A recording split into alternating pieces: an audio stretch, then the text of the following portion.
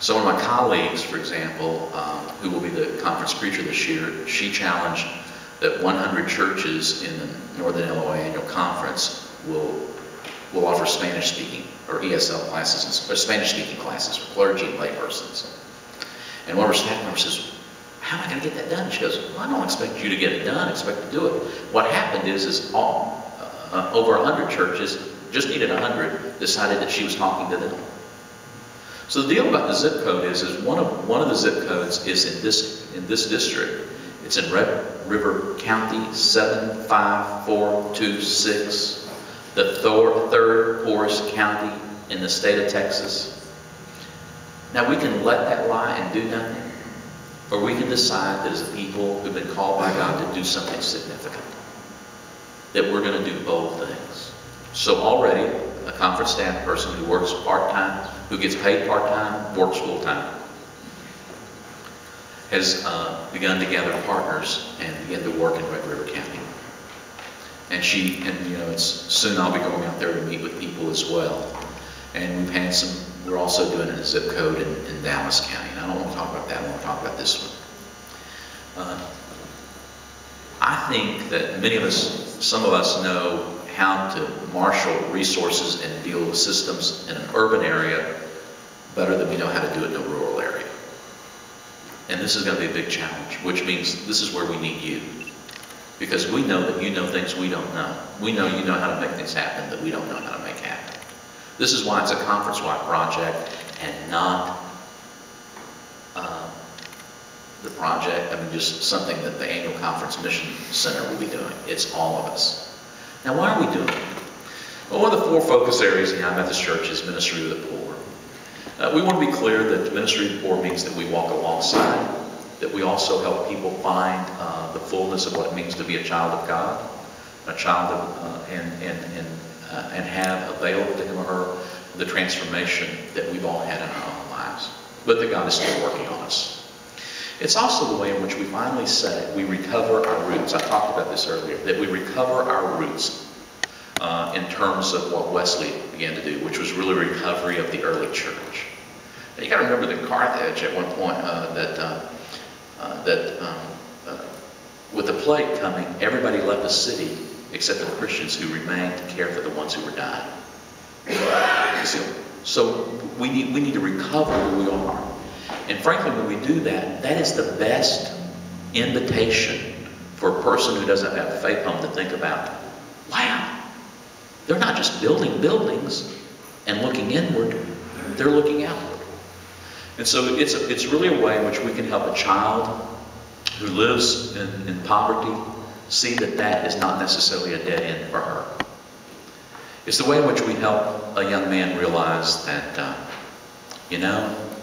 I can destroy my life with meth, or I can seek an alternative future. And frankly, we've used all kinds of things in this country to deal with issues related to children. Why don't we use the gospel?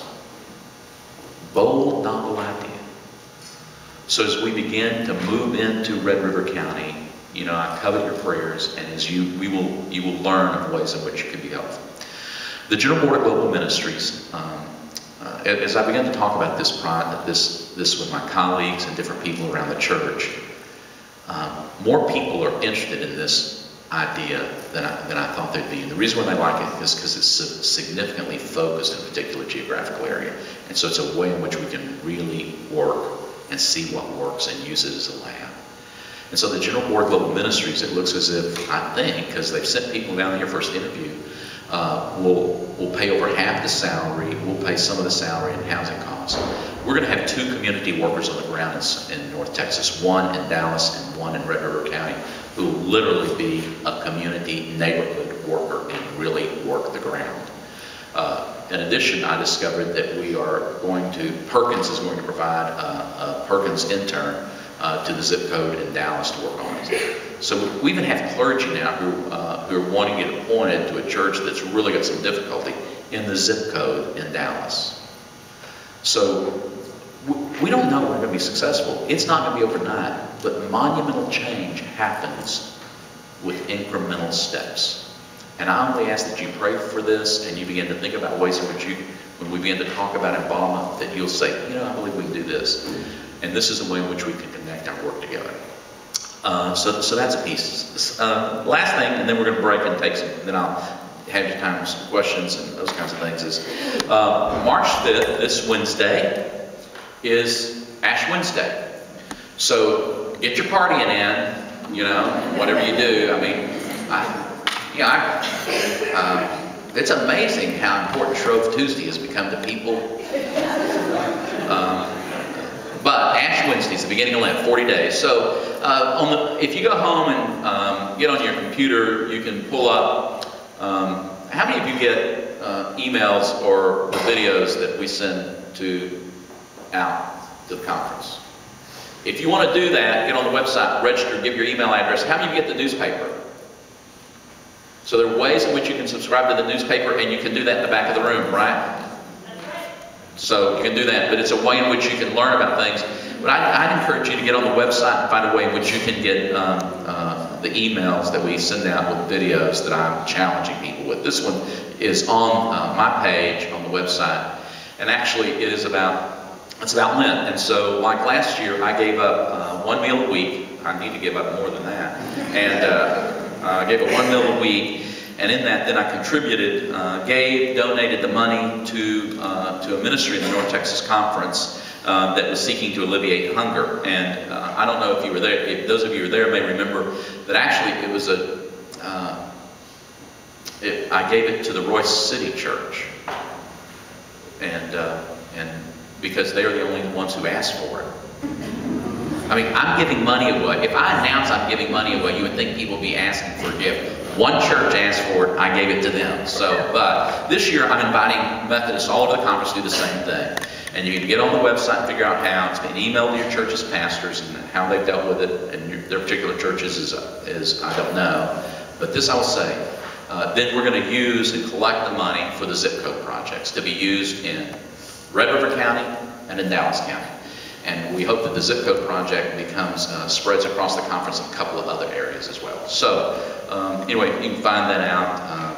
We're challenging. I don't know that we'll get there, but maybe we will. And I ask you to join me in just giving a meal, 1 meal a week, using that time of fasting to pray for the churches, the conference, your particular church, ministers, clergy, laity, everybody, and about the zip code project. Then make a gift to the zip code project. That'd be helpful. So this is question time. This is the way we're going to do questions. There are cards on your table. Melody, you just want me to give you the research. There are cards on your table. We're going to take about a 5-10 minute break. We're going to gather the cards. The associate lay leaders, raise your hand and we'll find ways. And I've got to go through them because I'm going to group them together because it's just easier than just take them one by one by one. And I'm always looking. I'll group some of them together because they'll be similar, and then we'll work on that. So let's take I've got 15 till 11, and we're going to gather at 5 minutes to 11. So I'll give you 10 minutes, and they'll get you cards, and if you need to go to one of the necessary rooms.